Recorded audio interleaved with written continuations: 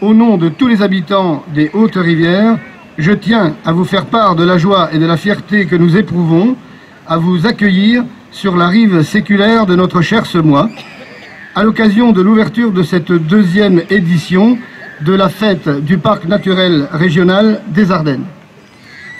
Je vous souhaite à tous une excellente fête du parc et, cher Pierre, je te cède la parole bien volontiers. Je crois que c'est important, nous les élus locaux en tous les cas, de transmettre un message d'optimisme, un message de confiance en l'avenir. Et c'est vrai que le fait de mettre en valeur un certain nombre de nos richesses sur la vallée de la Meuse, de la Semois, de la Goutelle et de la Thiérache est quelque chose aussi, j'allais dire, d'important. Une chanson entraînante de Hargny, en parler ardennais, que m'a enseigné et que m'a communiqué la grand-mère de Pierre Cordier. J'aurai un vélo, qu'on dise qu'on veut, ça c'est de nafouère. Tout comme un Richard, j'irai me balader sur le boulevard. J'aurai un vélo, qu'on dise qu'on veut, ça c'est de nafouère. Quand que ça serait qu'au un niveau, j'aurai un vélo. La la la la la la la la la la la. Monsieur le maire, est-ce que vous connaissez la chanson de Hargny? Ah! J'aurai un vélo, qu'on dise qu'on veut, ça c'est de nafouère. Tout comme un Richard, j'irai me balader sur le boulevard. J'aurai un vélo, qu'on dise qu'on veut, ça c'est de nafouère. Comme ça serait qu'au un niveau, j'aurai un vélo. Chic, chic, chic, chic, chic, chic, chic, chic. La la la la la la la la la la la la la la la. Chic, chic, chic, chic, chic, chic, chic, chic. La la la la la la la la la la la. Mais la blague qui se met à crier, c'est quoi vous m'a fait une hernie? Comme c'est so un beau chirurgien, je conduis en mes outils en main. Faites tourner quoi c'est que toi, l'accès d'Ashton qui arrive pas.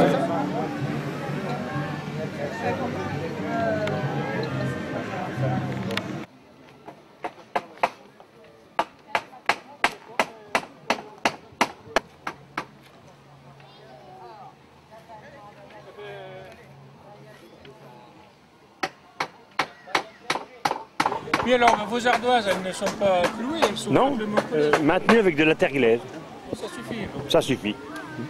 C'est une histoire d'épaisseur, mais sur des fendilles de chêne qui sont fendues, parce que quand c'est coupé à la scie, c'est trop lisse, ça ne va pas, pour que ça s'accroche. Et posé à l'envers. Là, ils ont plus de 100 ans en principe.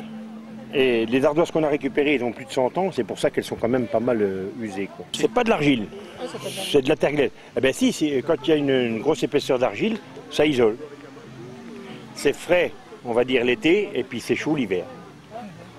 Parce que j'ai démonté des toits de faisceaux comme ça, j'ai refait un toit en ardoise fibrociment. Et après il a fallu isoler parce que les gens avaient perdu jusqu'à 4 degrés dans la maison. C'est vrai que c'est bien.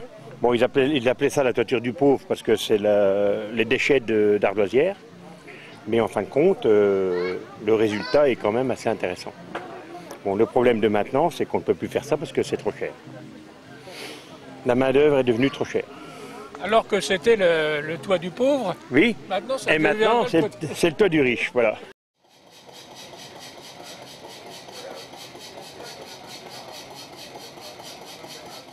Maître des lieux et le forgeron.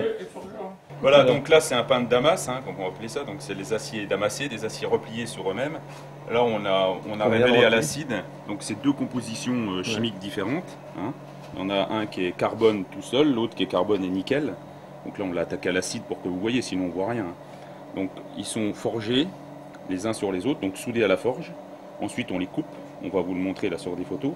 On les reforge, etc. On plie, on forge. Et ça s'appelle de... l'acier damassé.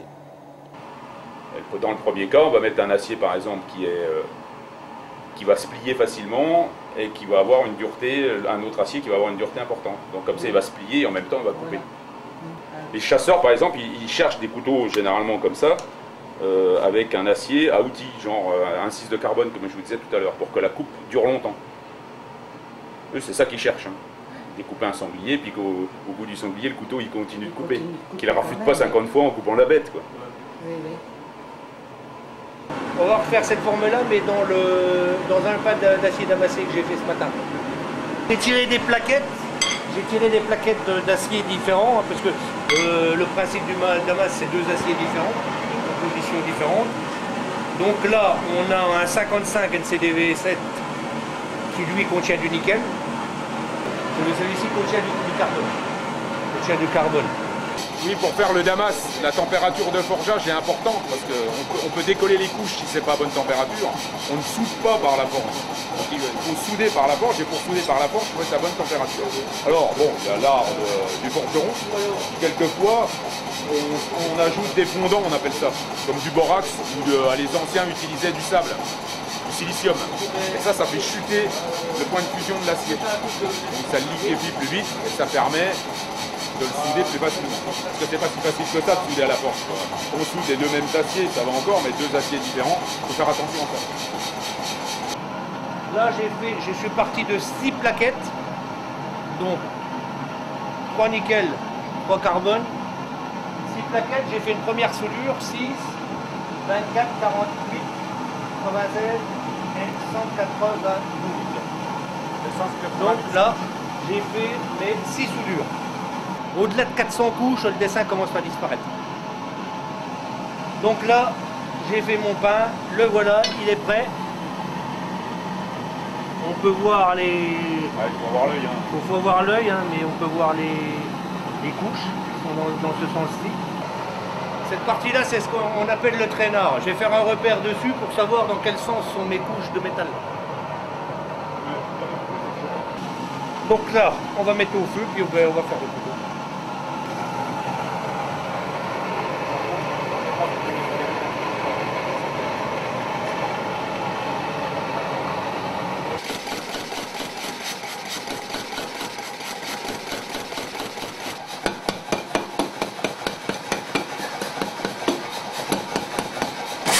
Là c'est pareil, regardez, il n'y a rien comme réglage, c'est tout au pied.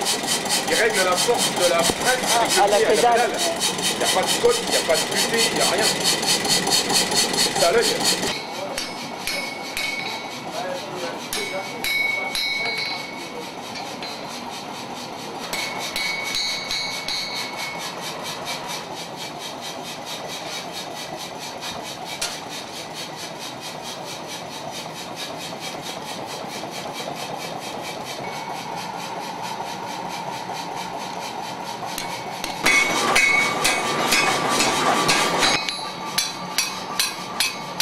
Voilà, donc là il a torsadé à chaud. Il a chauffé comme il l'a fait à la forge, et ensuite il l'a torsadé.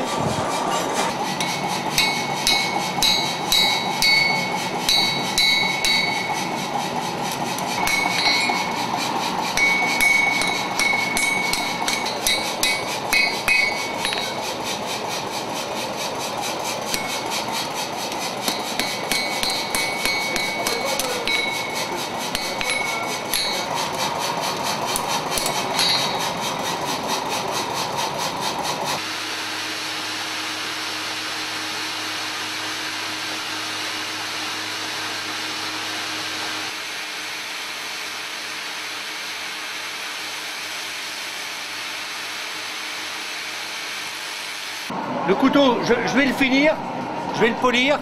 On va faire comme si on finissait le couteau, c'est-à-dire polissage, et on va le révéler à l'acide. Sauf que on va le révéler jusqu'ici à peu près. Et tout le reste, on va laisser tout ça brut. On va voir qu'on le sort de là-bas. La masse. On a fini on a fini la forge. On a fini la partie forgée. Maintenant, je le laisse refroidir. Je vais le prendre et je vais attaquer le meulage. C'est-à-dire que je vais enlever par exemple, là, je vais enlever les torsades. Je vais enlever les torsades. Et puis, là, je vais commencer à faire mon émouture, parce que ça, c'est trop épais. Il faut que je vienne l'émoudre. J'enlève la calamine qui est dessus. Et puis, je vais commencer un léger polissage. Je vais commencer un léger polissage dessus. On arrête, on le trempe. On fait un revenu. On attend que ça refroidisse. Après, on fait un polyglace dessus. et on le trempe dans l'acide, et là, à ce moment-là, on va voir le dessin réapparaître. Ça sera un peu le moment magique. Voilà, ça s'appelle le moment magique où on voit les choses apparaître. Voilà. Et pourquoi le torsadé et après enlever les torsades? C'est pour travailler les fils? Ça dépend, c'est le dessin qu'on veut obtenir. Avec la torsade, on peut obtenir un tas de dessins. Si je reste comme ça, je vais avoir un dessin d'une façon. Si je récrase la torsade, je vais avoir un autre dessin. Si je vais au cœur de la torsade, là, je vais encore avoir un autre dessin. À cause du damas. Oui, à cause de l'acier damasé. Suivant suivant la profondeur, la matière qu'on va enlever, on va avoir un dessin différent.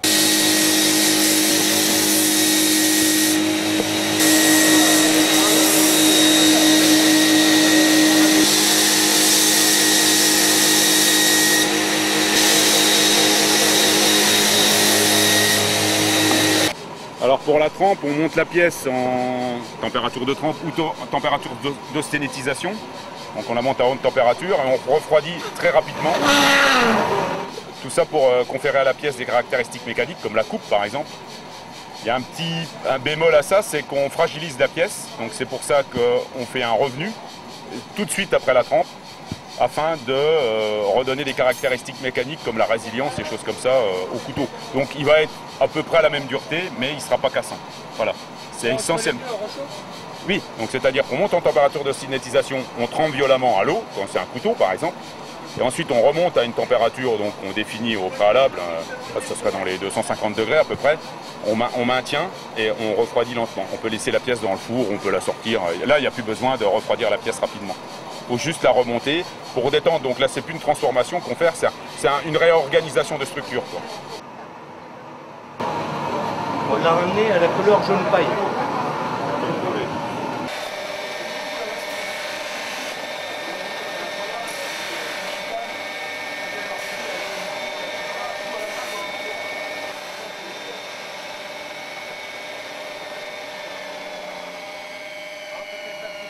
Ah, c'est très artistique, ça.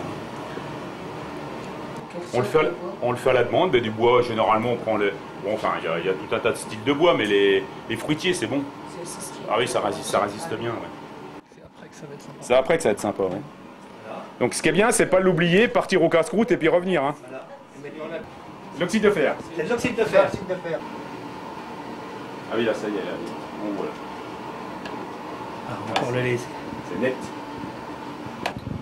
Et là, comme on a torsadé, si on le coupe à peu près à cette hauteur-là, en fait, en bout, vous verrez une étoile. Ça coupe, ça ne rouille pas. Oui, mais ça coupe ça moins. Ne garde pas un taillant. Oui. Un taillant formidable. Après, il y a le... ça devrait passer quand même.